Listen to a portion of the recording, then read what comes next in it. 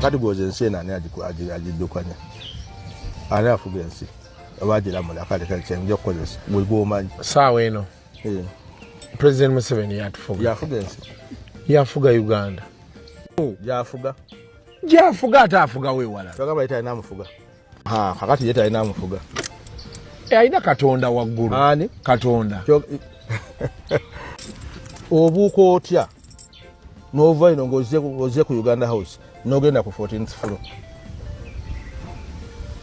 oza tolina woyita kutuukayo mwina kakati yessebo kyogamba nti waggulu we tewali amufuga gwe kyogamba nkyayagala kyakola mu Uganda wano mu Uganda wano ani afuga President Museveni oza talina waafukamira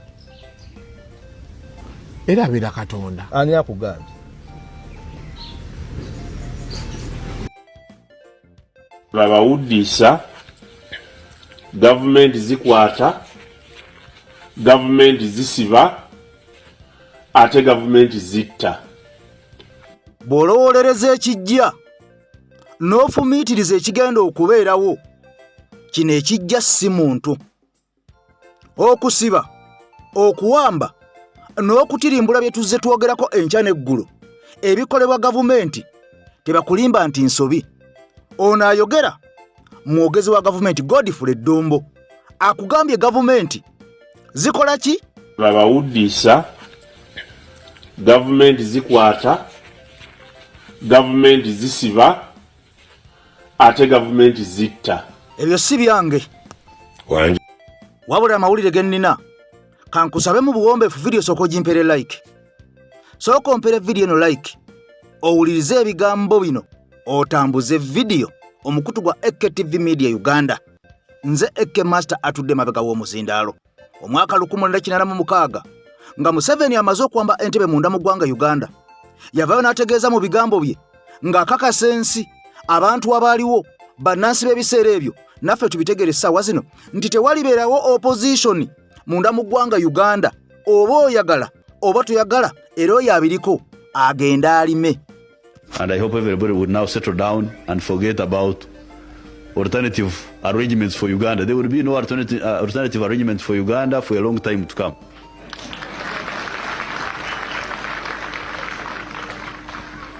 I think it would be it would save a lot of effort if people could settle down and work with the national resistance movement and we build the country. If you have got illusions in your head, that's your own business. This revolution is irreversible. You cannot reverse it.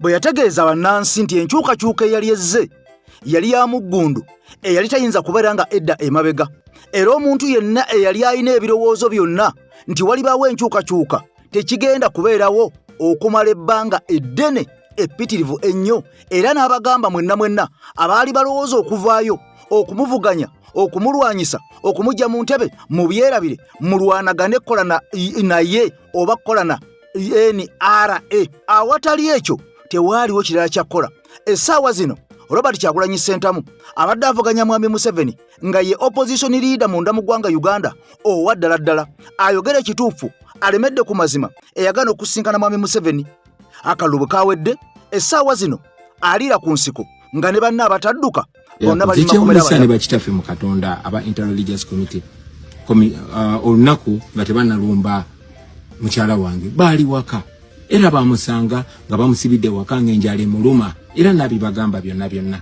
naye songa bbiri ze bayogerako ekisooka bambuuza Bobi Wine agala kucyankalanya ggwanga naye ate nga tuzze nga tubagamba mwenna byonna bitwogera tubyogera mu lwatu ate nga biri mu mateeka kayinira ddembe lyaffe nakulekerawo kunyigirizibwa olunaku lwaddako ne balumba amaka gange mukyala wange ne bamutulugunya sinawulira kigambo kiva mu bakitafe mu Katonda bawanye ekitiibwa naye ndowooza buli omu yandisitudde eddoboozi lye ku butali bwenkanya obugenda mu maaso nga bukolebwa abo abalina okuuma eggwanga abo abalina omulimu ogw'okukola emirimu gy'eggwanga anyway obuvunanyizibwa bonna buli eri mmwe bannayuganda.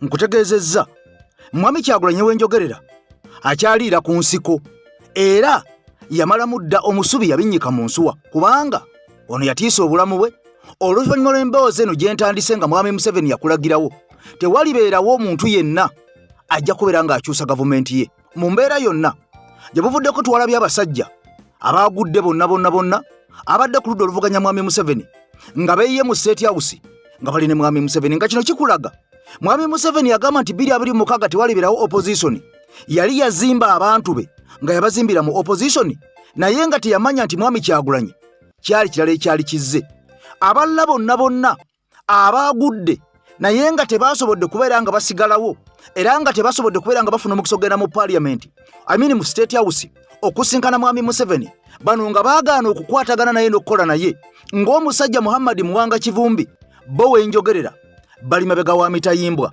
bali makomera bafeesa Gilbert Bukenya akugamba nayogereza ddo omusajja yo Muhammad Muwanga Kivumbi ajje mu NRM mutwale wa mwami Museveni omusajja yagaana yagaana ali mu komera abataagaana basinkanye mwami Museveni mu State House okumala essaawa 2 naline Muwanga Kivumbi mu parliament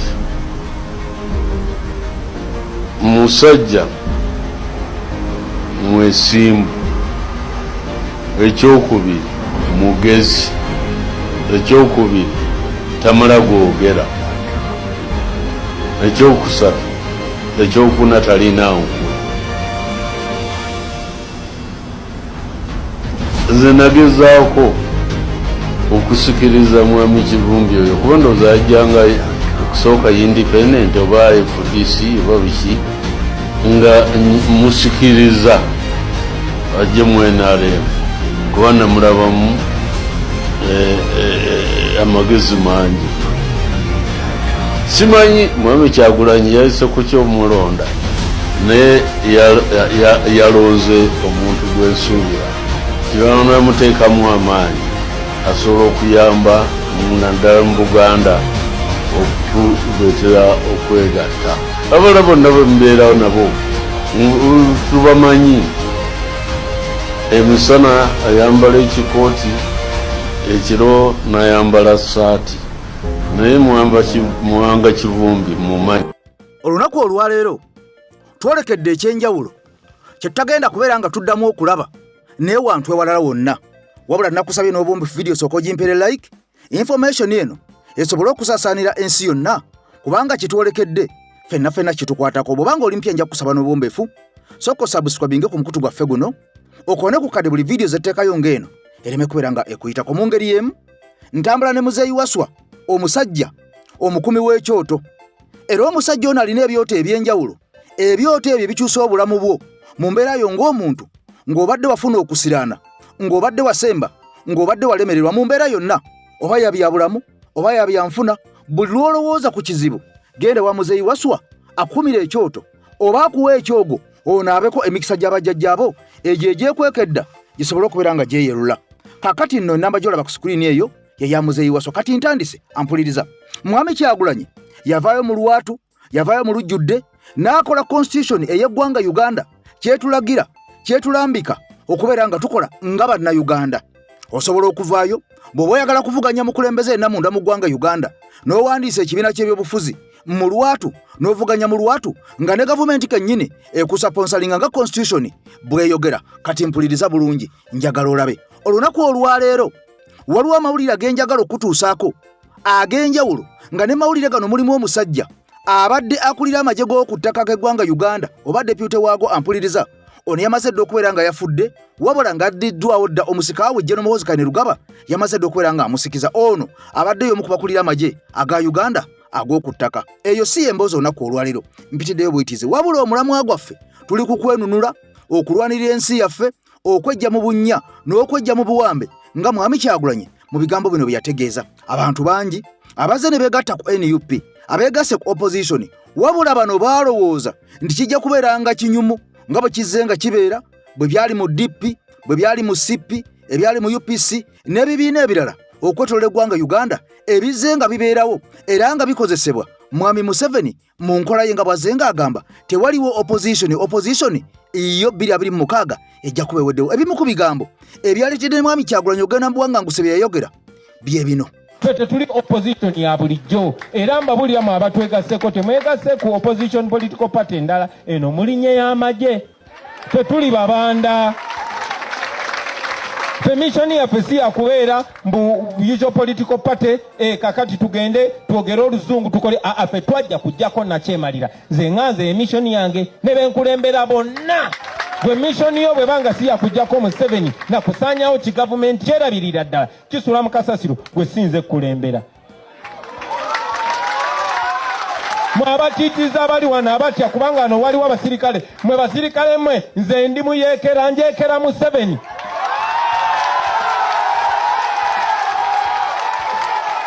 ekyenjawulo nti nkikola mu mateeka temulina mwe muyinza kunsiba temulina mwe muyinza kunkwata kubanga ssemateeka atulagira okuwakanya obutali bwenkanya okuwakanya enfuga yonna etagoberera ssemateeka kati no ssemateeka etukiriza n'okukwata emundu lwakubaawo tetunaba kutuukawo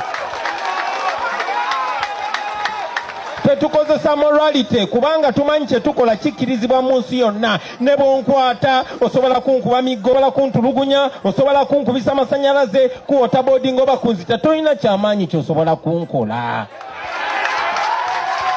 kutya kuba tewali nze tewali agenda kufa mu kyange ze ngendo byefiira so tebalowooza nti basobola otutiisatiisa mission gye tuliko tekyukanga tukyali ku mission yemu yakutaasa ggwanga lyaffe tulitaasa lutya nga tulijjeeko ababbi abakulemberwa ssaababbi gwe bayita mu 7 that is our mission kati buli atwegasseeko welcome to war we are not freedom negotiators we are freedom fighters. We are fighting for our freedom. We are fighting morally. Our mode of fighting is accepted by all moral platforms. Enwana gye tulwanyisaamu nakyemalira ekkirizibwa.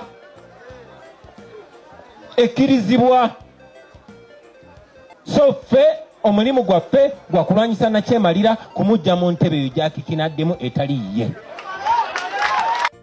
Tugenda kuddayo katono nnyo ku mboozi y'abasajja bano abaalidde mu struggle olukwe kubanga bonna nga bw'obalaba tekuliiko n'omu wa NRM okusinziira ku mawulire galaga nti abasajja basinkanye mwami Museveni mu State House babadde abantu 17 kuno nga kwabaddeko abasajja nga kuliko n'abakazi era nga bano bonna baagudde mu bifo bye babadde beesimbyemu ku mitendera egy'enjawulo okutandikira ku bubaka bwa parliament oba Lord Mayor kuba mayors n'ebitundu ebirala oba oliawo mu local government. Kati wuliriza mu bantu bano kigambibwa ababadde bagenze eno waliwo abamu abaganya okulabikira mu kamera bano nga baatidde okubeera nga balaga akatengo ekyokubirimbu abalala badde excited nnyo olw'okubanga gwe mulundi ogusosogera mu State House okusinkana mwami Museveni n'abawe essaawa 2 ng'ali nabo. Era abantu bano kigambibwa mwabaddemu n'ebibiina ebimu ku bipya ebyakakolebwa era ng'ekimu ku bibiina ebipya ekyakakolebwa pulezidenti waakyo eyabaddeyo mumutegedde ono yavaayo n'ategeeza eggwanga tugenda kulwanyisa Nuupu. Oyo y'omu ku baabadde mu State House, omusajja ow'omutwe omunene, omusajja ow'ekirevu ekyetoloovu, omusajja ali awo ow'ekiwalaata, omusajja eyali mu FDC ampuliriza n'abeera nga y'omu ku baabaddeyo wabula mu kamera yagaanye okugendamu.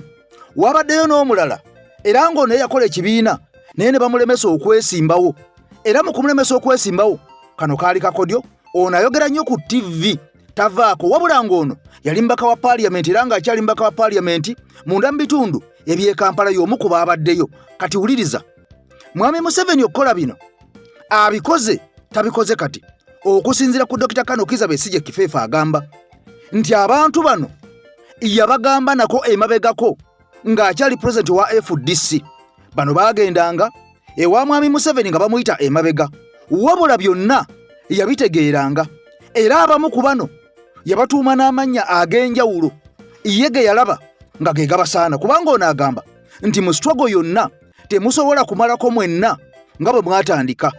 Waliwo abajja okulemererwa beeweeyo bebo boolaba kati abali mu kifaananyi ng'abantu olwabamye akalulu ne basalawo ne bagenda wa mwami Museveni ne beeyanjala ne balaga ensi nti tugenze kuteesa naye ng'amazima amatuufu baabadde bagenze kwekuŋŋaanya n'okuddamu okubabuulira nti abantu batumye kaakati tuzzeeko ki kubanga bye watutuma byonna bitulemeredde okutuukiriza.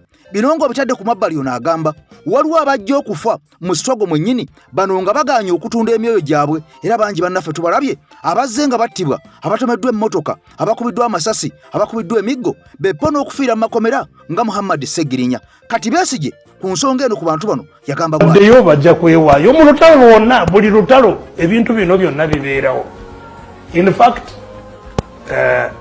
emyaka gino gyonna ndudde nga natuuma erinnya muganda wange Yusufu Nsibambi namuwa erinnya Kanoonya. Twali mu lutalo eruweero twalinayo munnaffe baali bamuyita Kikonyogo Kanoonya. Kikonyogo Kanoonya olutalo bwe lwakaluba ennyo 83 nga guggwako olutalo lwali lw'amaanyi olwo oyita ojjooka nga anaatera okufuna accident eyo. Bamu ku balwanyi baffe baasalawo okwewaayo nga olutalo tebakyalaba nti lusoboka ne beewaayo.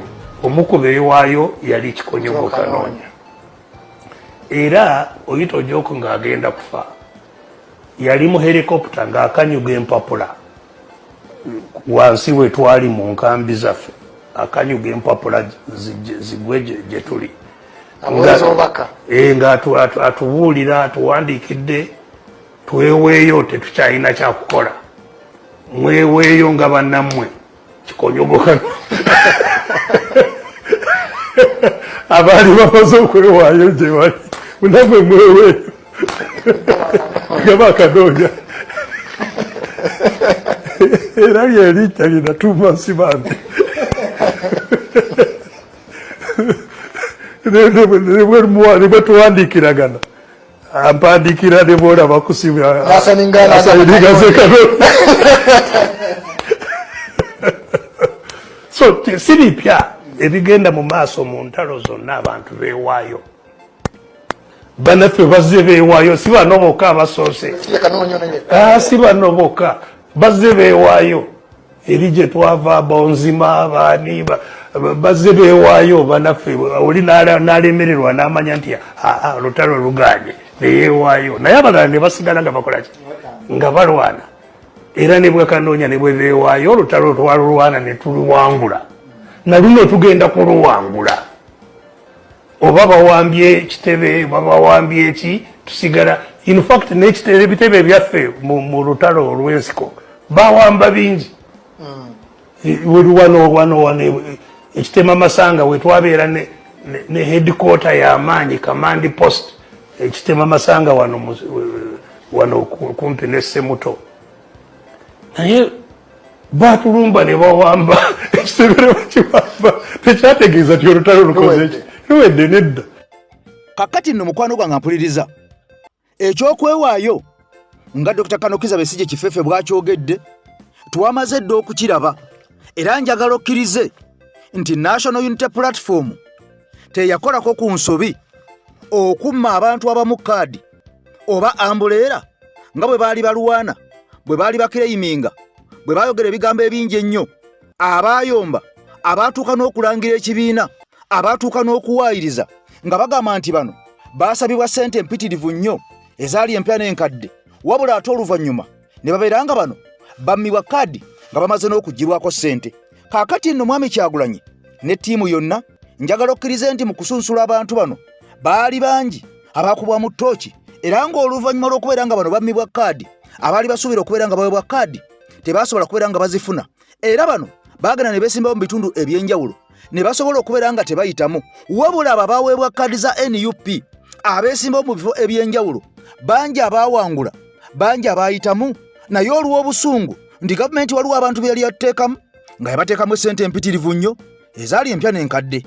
Kaakati nga Shuwaddiru bakimanyi nti bano beekulubeeseza ku NUP bagenda kufuna kaadi babere bafuna gabbayala aba National Unity Platform olwo bayite bagende mu Parliament basobole okulya mu lulime ne mu luzisi. Kati NUP bwe yabama kaadi olwo NUP neziwa abantu abalala abo kaadi be yaziwa abasajja babalemesa okubeera nga babalangirira wadde nga bangi okusinza ku bigenda maaso kigambibwa nti baali bawangudde baali basinze baali bayiseemu era nga bamaze okubeera nga bafunye obuwanguzi naye olw'omudumu gw'amaanyi g'emmundu olw'omudumu gw'emmundu olwa ssente olw'amagye olwa orders from above abaana baani bano baana ba gundi ono ngaani ayiseewo ngaani olwa interests eza gavumenti mu bitundu ebimu ebyenjawulo bangi baabasuula ne bayisawo abantu baabwe nga bwe mwalabye ekyabadde Masaka abantu balonze omubaka omukyalo ow'ekibuga gwe baalonda kaakati ku maanyi aga ssente ku biragiro ebya State House ne bakyusa omukyala ne bateekayo nammeere omukyala Nalubowa n'aggyibwayo nga bakozesa ekkooti mu bumenyi bw'amateeka. Kati wuliriza bino byonna nga bimaze okugenda mu maaso abantu be twerondeddde nga bamaze okubeera nga babagaana okugenda mu parliament nga bwe twali tuwagala.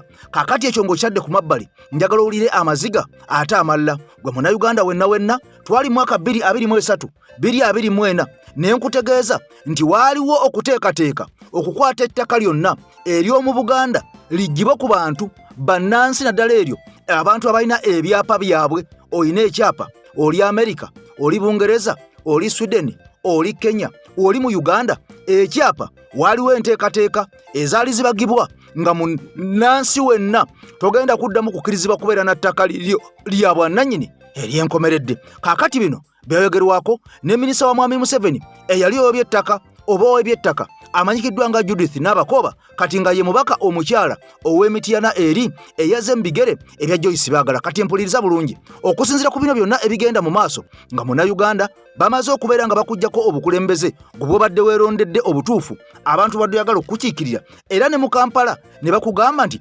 tukugobyemu gwabadde avugira mu booda tetukyakwagalamu gwabadde akoleramu ng'omutembe tetukyakwagalamu gwabadde atundira ku nguudo tetukyakwagalamu mwebale tuwa kalulu naye tubagobye kakati tubasendesezza luti kifuba ddembe era tubawadde ennaku 14 anaasangibwa yenna nga waali wadde nga mmaze okutulonda mugenda kuggwera mabega wa mitayimbwa mugenda kuvundira mu makomera. Kakati nno ettaka nalyo abasajja battukizizza ensonga eno era okukakasa ku bigambo bino kansoke nkuwa ebigambo bino byaliwo okukomyewo nkulage ekyengedde mu parliament etandise. Kati ensonga z'ettaka lya mayiro bwe bikyazongera okulinnya enkandaggo ng'abanene mu gavumenti beewera nti bateekwa okusuuza banannyini ettaka lyabwe balize mu mikono gya gavumenti ate nga n'abantu ba Buganda nabo baweera nti okufa n'obutanyagwa tebagenda kukkiriza kunyagibwako ttaka nga batunula.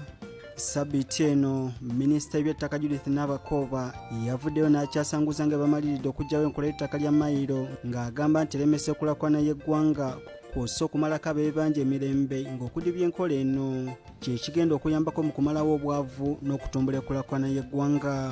Omuwabuzi wa pulezidenti ku nsonga ez'enjawulo era yaliko minisita wa guno Naguli Alhaji Abdul Naduli avuddeyo n'alabula mukama we pulezidenti Museveni obutabuzaabuzibwa ku nsonga z'ettaka lya mayiro ng'agamba nti okugyako Abaganda ettaka kyandikose kulaakulana ya Uganda mu ngeri ezitali zimu. Obanga bye musajja y'omu yalwana tugatta amawanga ga East Africa tukole big market ate ng'ewuwo onyaga by'abatuuzeebo bali tebakwekanga tunamusembeza nti bujja kukeera enkya nga ate ettaka lyaffe lyagabira abalala no si bwe bakola bwe batyo.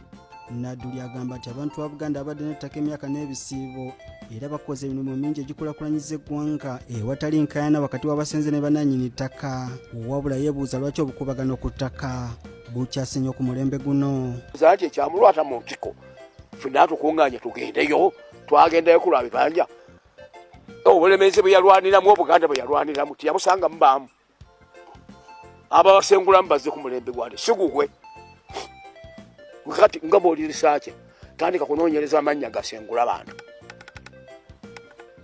tambula mu buli kitundu kye bakulaze gendayo wange ani abasengula abantu b'embenda abakaayana nga towulira wano banna abakoba abo abange ebimotoka bituletera abantu ne bibayiwawa n'ekiro bibaasi birole yakati ate bamuwadde kati gwe bawadde atugamba eki n'abakoba. Alhaji Abdul Naduli agamba nti enkola ya mayiro okuva edda n'edda terina buzibu bwonna ku bannannyini ttaka n'abasenze baabwe ng'abagirwanyisa akadde kano bandibanga beekwese mu kulwanira ab'ebibanja bakikozese ng'ekkubo mwe baagala okuyita okunafuya obwakabaka. Ono bw'akizza olwaleero n'ogamba nti yajja kulwanyisa Obote yajja kumuggyako yakutuukiriza Obote bwe yalekawo atusonyiwa okumwegomeza ebigambo ebyo naddala okusingira ddala nze ebintu nabyo mubuuza ne mugaa ti why ogwe ekikusintambuza olugendo okuva emayiro 200 gye wano kiki tumwandiza okumuwa obugagga tuyiddeyo n'obugina bwonna ajja butuyiraawo butandike kutuluma bigereyo no muliseberera kakubula kutuukaawo. Nadduli agamba nti wabeerawo ensonga yonna gavumenti gyetakkanya nayo ku ttaka erina kugiteesako na Bwakabaka bwa Buganda n'abantu baabwo so si kugitwala mu paalamenti kubanga tekwata ku ggwanga lyonna. Bonna ababaka tekuli alina bya bugagga bwange guwabe enkolo gy'ogabana ebyewaffe nonaava ebugiswa gy'agabana ebyewaffe noli abeera nga gy'agabana ebyewaffe buli omu byasigalayo era ensobi gye bagenda oggwamu ne gavana Sir Andrew Cohen giyagwamu. Nadduli abadde omukawo okukira omususa ategeezezza tebigenda mu maaso mu ggwanga kadde kano bimuleeta amaziga ku mutima n'okulowooza nti Buganda tesiimiddwa olw'ebyo byawaayo okununula eggwanga okuva mu mikono gy'abakulembeze abaali bamusibira mu bbwa. Museveni yalinnya ensozi zaffe emisambwa gy'amu ne gimukkiriza oba agyeyambulidde misana mu Stenson ngabba ettaka ly'abazzukulu b'emisambo egyo gyamuwa obuyinza katugikowoole gikomewo naye gimweyambule. Haja okusinziira ku bigambo by'oyogera ng'olinga eyejjusa ebbanga lyonna ly'omaze nga okolagana ne Museveni. Ati gwowonyegere yeetende magezi teyalwana emundu emikono ebiri gye gyakwata emundu ezawangula olutalo kubaako kyongoozi. Naye mwaka gw'2011 Muzungu Omufalansa bwe batandika olupapula lwa munno batandika Masaka gye bayita Press Marianum omutwe gwe yaluwa nga emmoto yagamba nti Katonda n'Obuganda omwoyo gumu n'emmemmemu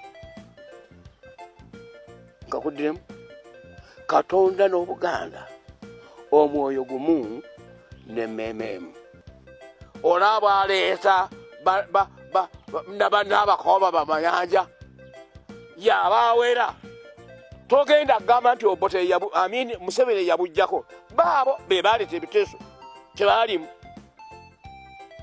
Mbabuulira mmwe baana bange bazzukulu ba Buganda mugenda kuwalanwa ku muzzukulu wo nakabirye nakasatwe ne nakana ne mbanga temuliwo lwabiro bye mutukola. Ali Haji Abdul Nadduli nga y'omu ku bawabuzi b'omukulembeze w'eggwanga ab'oku ntikko bwe mubuuziza lwaki ensonga zino zayogerako tazitegeeza mukama we okusinga okuzogerera mu mawulire ategeeza nga Pulezidenti Museveni bwakoma ku ky'okubalonda kyokka mu bifo naye tabawabudde kumuwa amagezi wadde nga basasulwa emisaala. Nga nze yenyini presidential advisor senior kubanga tojja kumukubira simu omulabe tojja kusaba atukwe mmwe munkolera ate n'ensi erimpaako obujulizi ekigambo ekyo yakimugamba ng'omuwabuzi kubanga jjukira nti bw'aba agenze n'ensigalawo mmwe nga mutandika ti gwe beetaba n'omusajja gwe wayogera kiki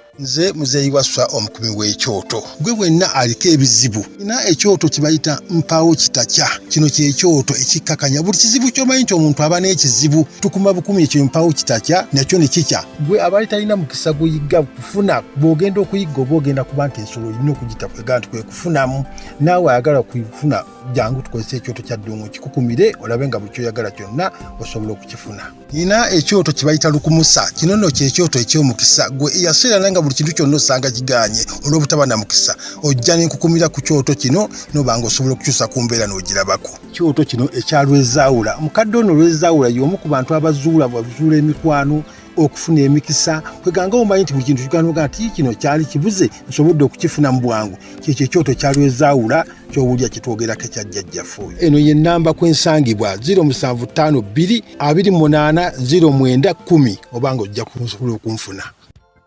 Kakati nno bino byonna nga bimaze okugenda mu maaso era ng'omaze obbiwulira emboozi eyo nagikolako yali yemabegako.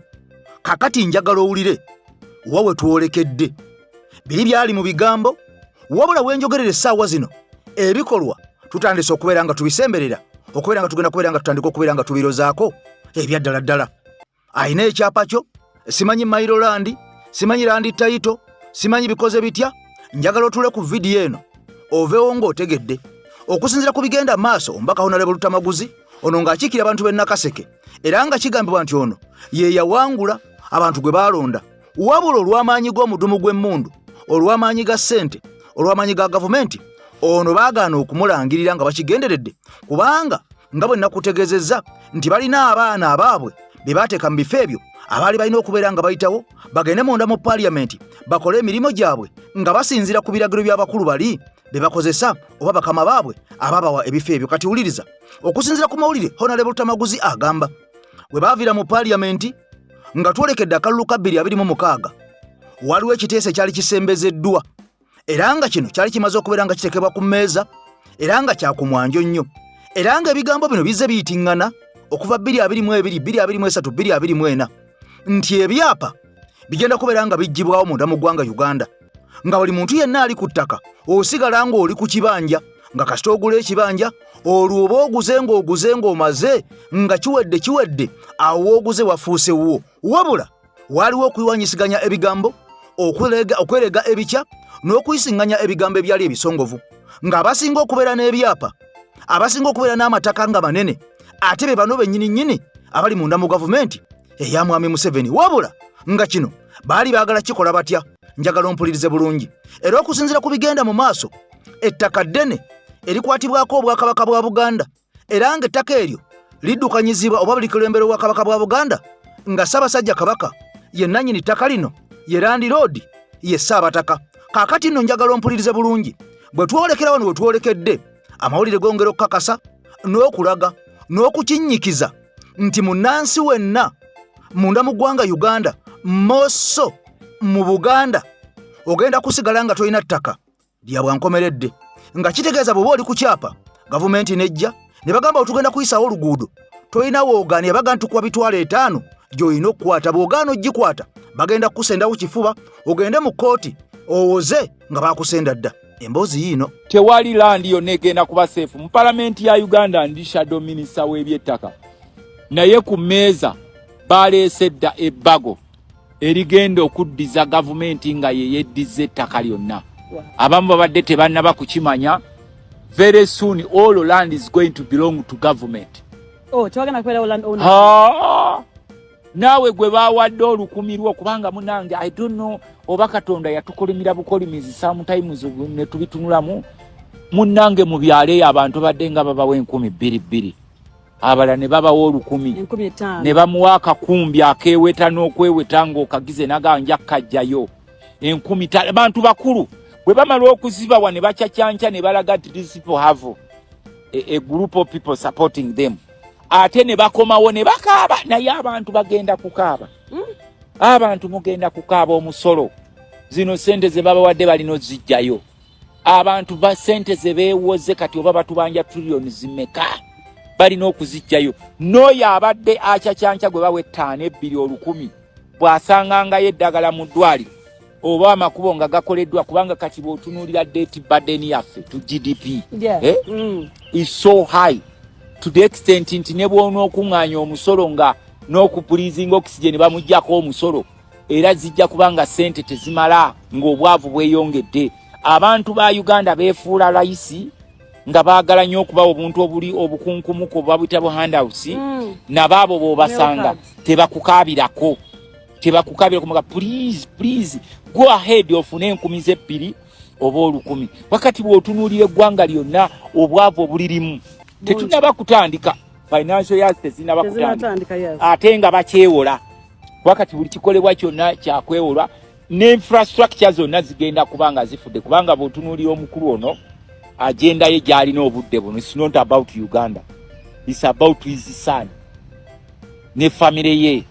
How are they going to take over Uganda nga bamaze okusaanyaawo abalala buli gwe balaba ng'oli threat they either frame you or they kill you with the poison, with the bullets or accident. Ebyo bye mulina okubyetegekera.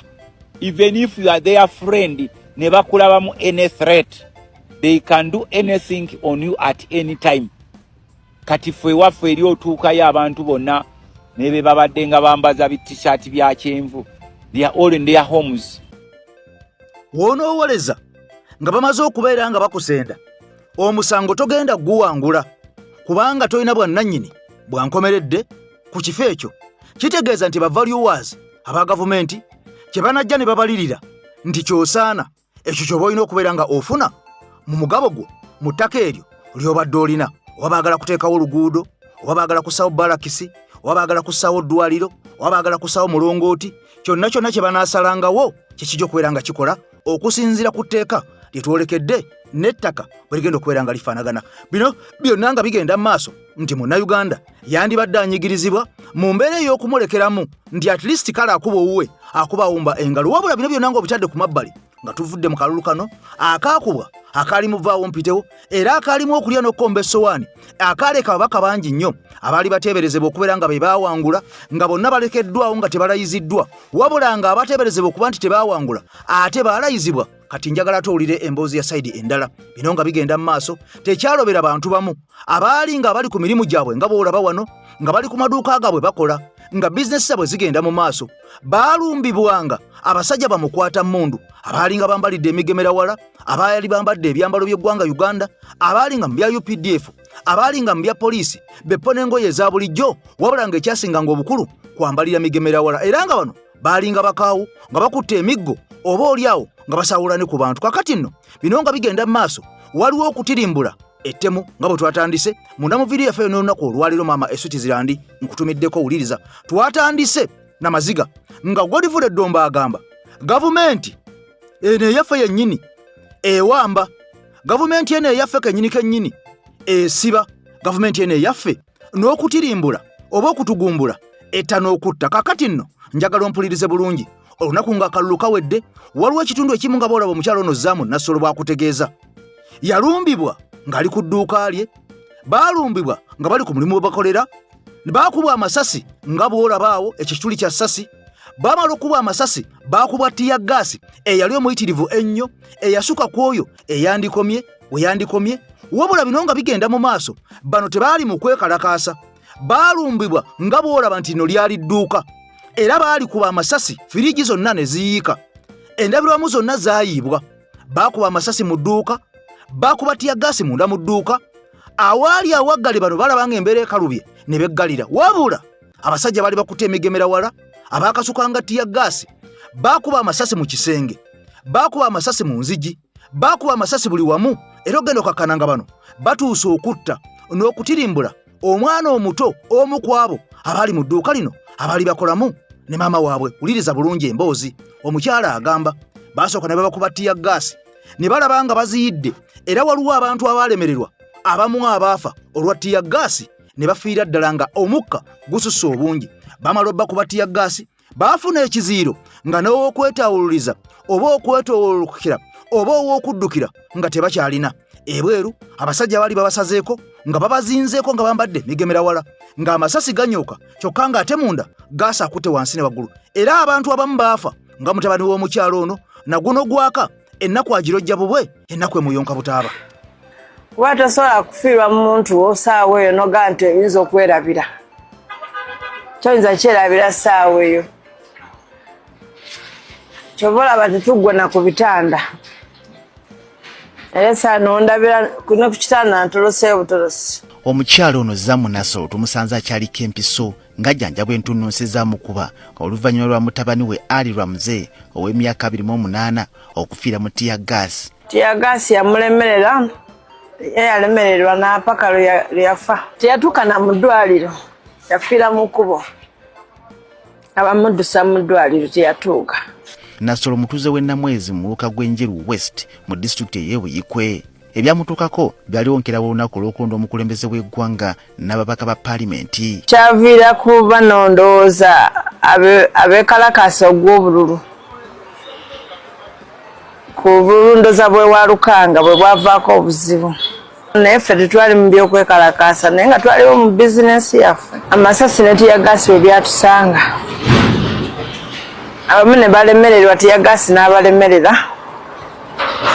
abasobola ne badduka, abatasobola ne bafa ekiziiro. Batuyingiza bintu baali bakuba nga bakuba amasasi nga bo bakuba bukubi. Kati ye mu kugenda okutaasa ebintu ebyali wabweru byonna akakebe ne kaggwa. We kagwa ttiya gaasi ye n'amukwata kuba yali alina vvundi omugo athima bwe basula akacupa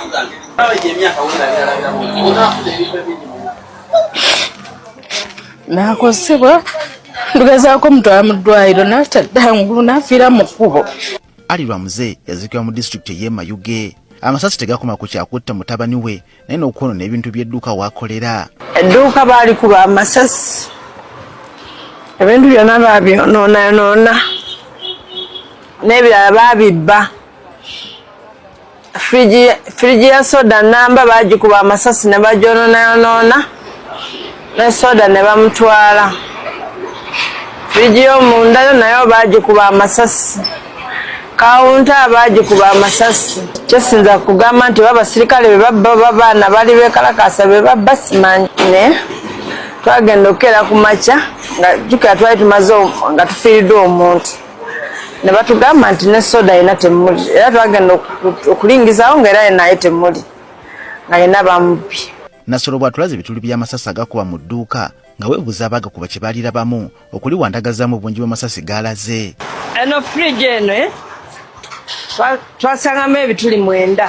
Wano kino 1, 2, 3, 4, 5, 6, 7 na wano munda waliwo wano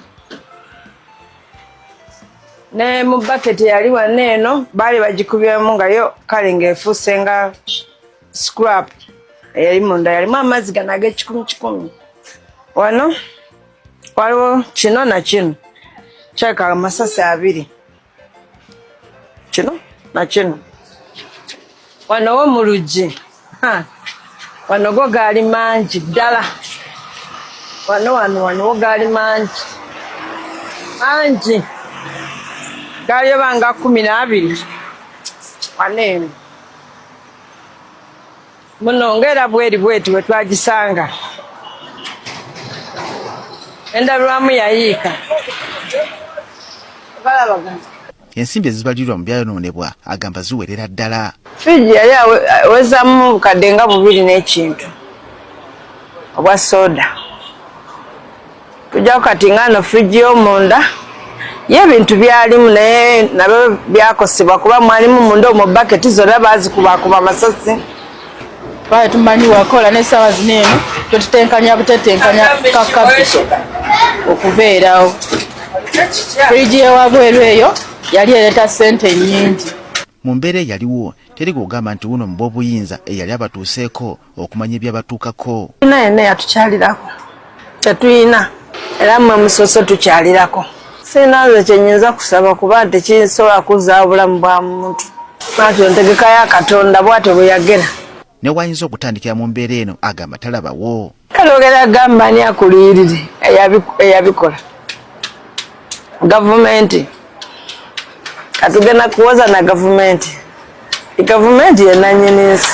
Wabula abapoliisi bo tetwabalaba kuba batugamba abapoliisi si bannayuganda tebamanyi Luganda. Kati ng'onomanyi otya nti oli mumanyi wanene olabulabi bakuba. Mu kiseera kino batambulira mu kweraliikirira kuba ennumba edduuka gye lyalumbibwamu balinga abalirinako ekiruyi. Nvaane wano nga mweraliikiridde temumanyi bane mu kkubo oba bajja kuba babakalo baba bateeze biki kuba ffe ebyokulonda tetubiriimu ge mazima tetubiriimu. Abaviirako obulamu bwa Lwamuze okugenda bwe kizibu okwefumiitiriza ku mugogo gw'obuvunaanyizibwa gwe babatikka. Yaleka omwana omu naye mukyala we gwe yaleka. Baalekerera abeekalakaasa ne bajja kufa abaali tebeekalakaasa. So kati tusaba gavumenti ebeeko n'ekyetukolera kyonna. Ebuuliza ebyokuddibwamu okuva eri kampuni ya MTN. We, the undersigned, are writing to formally complain about the unsolicited messages received on our telephone numbers below. Sebo ne banyabe ennaku z'omwezi nga 14 January 2026 ng'ebula essaawa mbale bannayuganda bagende mu kabokisi okulonda ani agenda obakiikira ku kifo ky'obwa president saako ne bamemba ba paalamenti. Kampuni y'ebyempuliziganya eyitibwa MTN yeewa omulimo okuweereza bannayuganda message nti enkeera nga 15 mugende mulonde Museveni. Eno yalina obubaka bwe yaweereza ku bantu bonna abalina layini zaayo za MTN nga buliko omulamwa nti Museveni nalo buno nga bwali bugamba abantu nti enkeera nga 15 baalina kulonda Museveni. Bassebo ne bannyabo eno kampuni si kitongole kya gavumenti, bannayuganda gye beesige era ne bagyesigisa ebibakwatako omuli confidential information, gamba ebinkumu, amannya g'amatuufu, endagamuntu, nobba kuba obufaananyi bwe batereka mu Facebook. Walirowoozezza nti information eri bannansi yalibadde confidential ng'era ekwatibwa nga yakyama. MTN yasalawo nebagamba nti tulina ebifaananyi byammwe ebinkumu na byonna ebibakwatako, enkya mugende mulonde Museveni. Mukimanyi bulungi bassebo ne bannyabo mu ggwanga Uganda, ebitongole byonna ebya gavumenti ebyakwasibwa omulimo gw'okkubiriza akalulu byalina kyekubiira. Bannayuganda mu kunyigirizibwa kw'ekika ekyawaggulu nga gavumenti ebanyigiriza beewuunya ate kampuni gye bawagidde ebbanga nga tewali yabakaka, ng'omuntu ogenda n'ogula layini ya MTN nga tewali akukase, jjejja olukusa okubakaka message nti enkeera mulonde Museveni. Era kino kigizaalidde ebizibu. Waliwo bannayuganda babiri bagikubye mu mbuga z'amateeka. Mujjukira bulungi prosesi yonna ey'okkuba akalulu okuviira ddala eri mu kukanoonya ne mu ssaawa eno okubulwa obusigaddeyo obutonotono obugenda mu maaso. Ebitongole byonna ebiri mu Uganda byalina kyekubira nga biwagira abo abali mu ntebe abalina emmundu. Electoral Commission byekola mu biraba, UCC kye yakola mu kiraba ng'ejjako omutimbagano, ng'eragira ne TV zonna obutakyaza muntu yenna alina birowoozo byawukana n'abo bali mu buyinza. Ekyamazima ddala nga ne bobeera n'omukutu ogugwa oguli independent n'owa omukisa eri abavuganya okuyisaawo ebirowoozo byabwe, ng'ofuuka mulabe wa gavumenti. Bangi baabasiba, abalala baabatta, n'abasinga nga bw'oba okkiriza n'otunda omwoyo gwe bakugula. Bassebo ne bannyabo ebitongole byonna byali captured. Kaakati mu lugezigezi olw'ekika ekyawaggulu abantu beebuuza, ate MTN yajjawo olukusa olubaweereza message okubalagira nti enkya mugende mulonde Museveni. Jjukira bw'ogenda okugula simu kaadi n'okusubscribinga ku services za kampuni nga MTN, kampuni eno ekuggyako confidential information ebikukwatako. Kampuni eno by virtue nti olina simu kaadi yaayo eba emanyi wa wooli. Bw'otambula n'essimu ne bw'ova mu maka go ng'obadde obeera Kabulengwa oba obadde obeera Kyamusansala n'oyingira ekibuga, MTN esobola okulaba ku mulongooti nti omuntu bw'ati yavudde wano n'agenda wano, kubanga wasubscribinga bakulondoola olw'okuwa amayengo g'essimu, bamanyi wa wooli, bamanyi ebikukwatako, ekifaananyi ekyo, manya g'amatuufu, feesi yo baagikuba, ebinkumu baabikuba. Kyokka kyewuunyisa nga MTN yagamba abantu mu lugezigezi olw'ekika ekyawaggulu nti enkeera mugende mulonde Museveni. Temulaba ng'ekyo kiri weird? Nga newankubadde kiri weird, bannayuganda babiri bavuddeyo ne bawandiikira MTN bagisaba ebannyonnyole bajjawo olukusa okuwagira Museveni n'okubasindikira bo abaali tebawagira Museveni okubasindikira obubaka nti enkeera nga 15 mulonde Museveni. Jjukira nga 14 kampeyini ziba zaggaddwawo. Ekyamazima kampeyini tezirina kkubibwa, naye MTN yageera ebulayo ssaawa mbali neeweereza bannayuganda si bubaka bwonna, wabula ng'eringa egamba nti gwe tuweereza message tulina byonna ebikwatako, tukumanyi woosula, tukumanyi wa wooli, n'essimu weeri we tugiweerezaako message tumanyiiwo, enkyalonda Museveni. Bassebo ne bannyabo, omusajja ayitibwa Morgan Muhindo saako munne Michael aboneka bagambye MTN ntogunya oguwanda. Mu kiwandiiko ky'embalagaawe ennaku z'omwezi nga 3 February 2026 bano bawandiikidde MTN ey'okujjinja Road, Kampala, Uganda nga beemulugunya complaint against unsolicited political message under Museveni nalo. Bano beemulugunya ku bubaka MTN bwe yaweereza abantu, era mu kiwandiiko kino basaba kuddibwamu. Ekiwandiiko kigamba kitya? Ndyoke ngende mu byaleero. Eno bassebo ne bannyabo bano bokka si be bawandiise ekiwandiiko. Mujjukire nti ebitongole byonna omuli ne Sigeddamuzi oluvannyuma lw'okukumpanya abangi nga temukkiriza nti ebyo ebyalangirirwa bye bituufu ebivudde mu kalulu, nga ne mu bululu obutonotono obubbi bukyagenda mu maaso bannayuganda babuliddwa ani agenda okuddamu ansaazi zaabwe. Waliwo n'abalala bawandiisa ekiwandiiko nga bakiwandikira gavumenti ya America saako n'amawanga ga European Union nti tegali kugonaizinga Museveni nga legitimate president. N'ekiwandiiko ekyo nkirina naye kansooke kino bannayuganda mwe basiikingira oba mwe beebuuliza ebyokuddibwamu okuva eri kampuni ya MTN. We, the undersigned, are writing to formally complain about the unsolicited messages received on our telephone numbers below. Ntifa abatadde emikono gyaffe ku kiwandiiko kino tukubawandiikidde nga twebuuza obubaka obwatusindikibwa ku masimu gaffe. On 14th January 2026, many Ugandans, including the undersigned persons, received unsolicited political campaign messages under the label of Museveni Nalo. Ntife abasayinze wa ne bannayuganda bangi twafuna obubaka wansi wo kye kyalabikidde mu kifaananyi olunaku lwajjo ekyawuniikiriza ensi yonna nga mukadde waffe Honorable Nsibambi muganda wange abadde yeesimbyewo mu Makindye West, Honorable Faruku Ntege mukulu wange menta wange banga lyonna bembadde nabo kuva mu Democratic Party eri ey'abasebaana basemoogerere muganda wange Honorable Mubaraka Kawoya. Abasajja nabo tuludde nga tubeekakasa era nga tubeesiga bulungi nnyo tetubalinaako nkuubiiro. Naye olw'okuba nze ninga musawo ne bwe bakuleeta ng'oli mwana wange ng'oli wa kusala kiso okuvumula obulwadde obukuluma nkulongoosa. Kati ne bano olw'okuba nti bakomredi bange tekijja kuŋŋaana balongoosa mbajjemu obulwadde.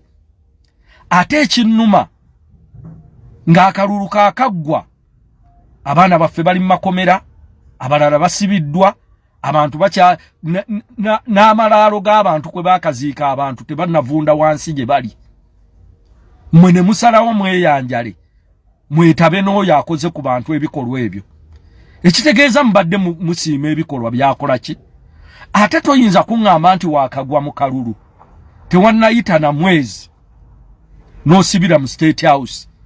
Omukyala bw'anobeewo engugu n'agikuba ew'omusajja omulala aba tamufunye ku olwo lwanobye aba abadde naye ebbanga ddene.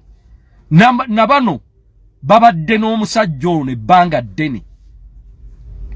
Kati bwe baagudde mu kalulu n'abagamba kati mugudde tewakyali kyakkola mujje tukole lumu. Ensi ebakole ki? Ekyokubiri amawulire gennina okuva mu drive omwe yavuze abantu bano. Emboozi ze mwagenze munyumya nga mugenda ku Kyagulanyi bamufuula capital. Ekisinga okunnuma abantu bano bw'oyogera nabo bali well off mu byenfuna bayimiridde bulungi tebalina kye baagala. Kati bw'otunulira mukadde wange Nsibambi takyaweza myaka 3 ku dduniya oba 2 kuba ayina n'obulwadde Mungu bwensaba amusuuse simwagaliza bubi. Mukadde wange Honorable Ntege yakyali muvubuka akyalina ekiseera ne muganda wange Mubaraka Kawoya. Naye sibe bali obubi nti bali bubi banoonya kyakulya. Naye simanyi sheitwani ebakema kukola bye bakola. Sheitwani yeye ebakema tusaba Allah agikingiriza agibajjemu. Nawulidde Honorable Nsibambi ow'ekitiibwa ng'agamba nti twagenze nga opposition tuteese ku baana abasibiddwa tuteese ne ku bizibu ebirala ebigenda mu maaso. Emiramwa gye mwareyizinze mirungi era ffenna tugyogera era ndi omu kubagamba eggwanga we liri lyetaaga national dialogue okwogeraganya. Naye tubuuza format kimwe tuyina okuyita okukola ekyo nkola ki? Yammwe kukukuta kiro Honorable mwenna ababaddeyo njagala obbabuuza bwe mwabadde mugenda mwategeezezza ku opposition ki? Kibiina ki kye mwatuddeko nakyo nti NUP PFF Jema twatudde nammwe ne tuteesa nti katugende tulaba omukulu tulabe we tutandikira. Dr. Kizza Besigye nsaba Allah amusasira ave mu kkomera. Mu 2016 akalulu bwe kaggwa abantu babamu abafaanana bwe bati bateekawo embeera eyo. Dr. Besigye n'abagamba ndi ready okuteesa naye tuyite mu proper channels. Enteeseganya ziteekwa okubaamu abavudde mu Afrika bonna betwesiga ba mediator. Tuteekwa okubaamu ne bannaddiini betulonze abatali bano abandya nabo. Tuteekwa okubaamu ne ba basajja bakulu ba elders. Muteekwa okubaamu ba cultural leaders. Oluvannyuma lw'ekyo enteeseganya ezo Mwami Museveni si yalina zikubiriza. Kuba ye gwe tuteesa naye. Naye mmwe mwagenze okuteesa kwe mwayisa okuteeseza opposition nga Mwami Museveni yakubiriza enteeseganya ezo ng'ate yatutulugunya.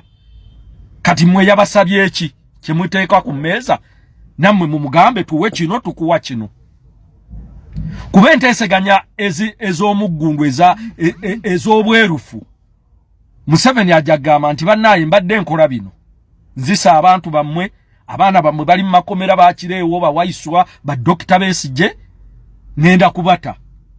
Naye nammwe mukyuse mu luki mumpe kino ne kino. Ne tumugamba ffe tetuyina kye tukuwa kuba ggwe akwata. Ezo ze bayite enteeseganya nga ziriko akubiriza. Nga bw'olaba enteeseganya ezaali e Nairobi e Kenya ku mulembe gwa Moi tezaagwa bugwi. Zaalimu okuwaayo obukulembeze. Ate Mwami Museveni kyataagala kuwulira nti mpaayo obuyinza bwange. Era Moi bwe baateesa ne bagamba ku njuyi fembi nga bwe tukola ssemateeka tusooka tufune musajja mukulu akulembera eggwanga tukole ssemateeka gwe. Ne baleeta Mwai Kibaki nga takyawangaala myaka 2 mu maaso. Naye kati mmwe mwareizinze eki era mwatudde ne baani nga mugenda. Ekyokubiri NUP yavaayo openly negamba nti teyina buzibu na nteeseganya naye nga ziri open mu kamera wali tutuule ku hoteli oba ku Africana oba wa tugambe nti tutudde ng'ensi yonna eraba ekigenda muki. Emabegaawo wabadde wabeerawo Tabameruka wa Buganda ng'atuula ku Africana. Ensi yonna ng'eraba ekigenda muki. Enteeseganya ez'eggwanga lwaki zibeera mu body room n'abantu 17. Ye mmwe mwaki mulowooza mmwe bakagezi munnyo abasobola okuteeseza abalala nga temubeebuuzizzaako. N'olwekyo nze nfundikira ngamba mwabadde temugenze kuteeseza opposition n'abaana basibiddwa. Mwagenze kunoonya mirimu. Mwagenze kufuna buyambi bwammwe ng'abantu. Naye temukitwambaza. Ffe tetulina buzibu n'ekyo ekyokgenda kwammwe ng'abantu. Kuba abantu bangi bagenze mu NRM. Naye kye tuwakanya kwe kutwambaza ekyambalo kyammwe nti muteeseza ffe be muteebuuzizzaako. Omuntu gw'oteeseza omwebuuzaako n'akubuulira so si ggwe kusituka bw'omu. That's where the difference is. The difference is. Nebino ebigambo tuludde nga tubyogera nti bannaye tuyina bannaffe bwe bajja ku mpewo okwo bwe batuvuma bwe batulengeza. Abasajja bavumye Nuupu abo emyaka giweze kati nga kumbe balina ekibaseesa. Banafuya Nuupu, banafuya opposition. Naye kinnuma bagagga bavundu tebagenda bazi. Ate abamu ku bo Basiraamu. Omusiraamu engalo n'obwofa nga zeefunyiza nga mulimu ekinusu eky'ekikumi. Abakunaaza bazizingulula bati balabe nga togenda na kintu kyonna. N'ebyo tebibawa byakuyiga. Ffe tugamba dialogue nnungi naye ng'eyitiddwa mu mitendera emiki so si bantu buntu beenoonyeza byabwe kugenda kututeeseza. Era Mwami Museveni nga bw'aferebwa bulijjo nakabanu bamumaze nekinuma abasajja abakulu abana abagenze betwali tulowooza nti bayinza okugira mu tiimu y'opposition erondeddwa mu butuufu bw'okulondebwa batuteeseze naye kati watyanga tubalonze nga babadde bakolagano n'oli ebiteeso banaabiisa batya ebituufu mutuswazizza nnyo naddala abantu ba Buganda mutuswazizza nnyo mutuvumaganyisa abantu gye tuyita bagamba Abaganda muli bankwe enkwe ze mukola ku bannammwe mbi si mu bubi naye bannange muli mikwano gyaffe muli Baganda baffe naye mugumiikirize subhana malikil quddus